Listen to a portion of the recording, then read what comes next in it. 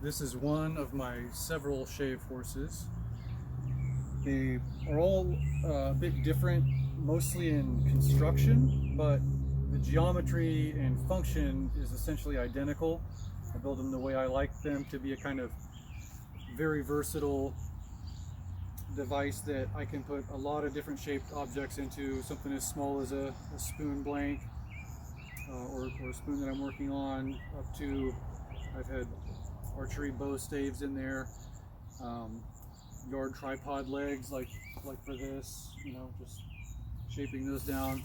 All kinds of different things go into my Shavehorses. So I'll talk about just the design criteria that I go for, things that I've found very useful as I've made iterations of these and improved them over the years.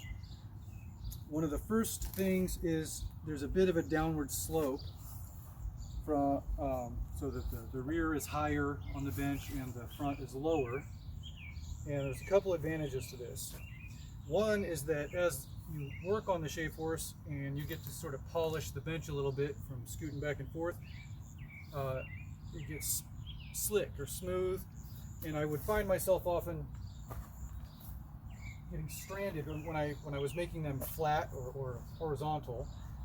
I would be, you're pushing, you're working maybe somewhat vigorously, doing some heavy stock removal, and I would find myself back here at the end of the bench, kind of stranded, reaching for the pedal and getting fatigued from like my abs and stuff. And the simple solution to that was just to make the front leg a couple inches shorter than the rear legs. And I do like a 3-leg design because I work on these out in the yard.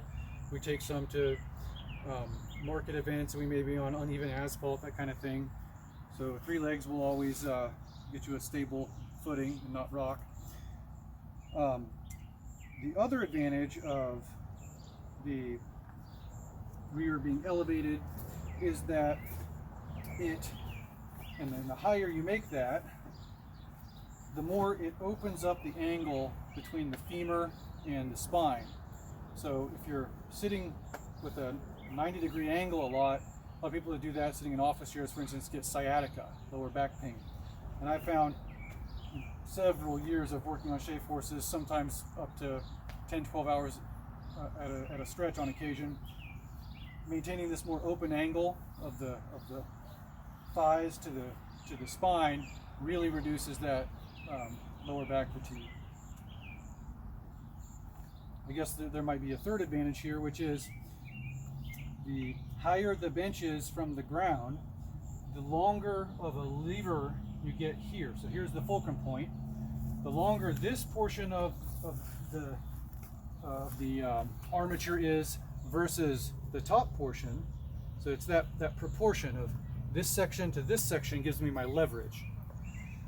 So the higher up off the ground I can make the bench, the longer I can make this section between the fulcrum and the foot pedal, and the more leverage I get, the better bite I get on the workpiece. I do also raise that fulcrum point up off the bench with some simple risers. Some sort of grippy but non-marring jaw liner is a crucial, massive performance booster.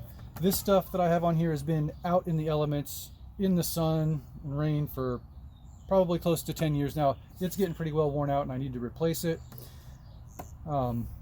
I found this stuff in a dumpster. I don't know where exactly to tell you to get it. Trying to track some down, it's pretty expensive. Something like some thick leather or even a fairly durable yoga mat material might work all right. If all you got is an old mountain bike tire that you can cut apart, it will provide a lot of grip, but it will mar up the workpiece. That's what I used before I found this for rough work. For myself, this ramp is a little bit low. This is the lowest angled ramp that I have on any of my Shavehorses, and it's because it's the one I use in the yard. And the primary thing I do is make these tripod legs with it, and I use really aggressive heavy strokes pulling toward my midsection. My other Shavehorses that I do more carving on, making spoons and that kind of thing, and axe handles, I have a much higher angle to the ramp, so I'm pulling a little more upward, which is a little bit more intensive on the shoulders, but it gets the work closer to my eyes and I'm nearsighted. So that's a trade-off I make, and you might want to experiment with either the height of the ramp or the angle. Either of those two things. This one I cobbled together from an old deck that someone tore out and had this treated lumber laying at the curb. There's no one design that is gonna rule the day. I just scabbed this together from primarily 3-foot and shorter sections of treated deck boards.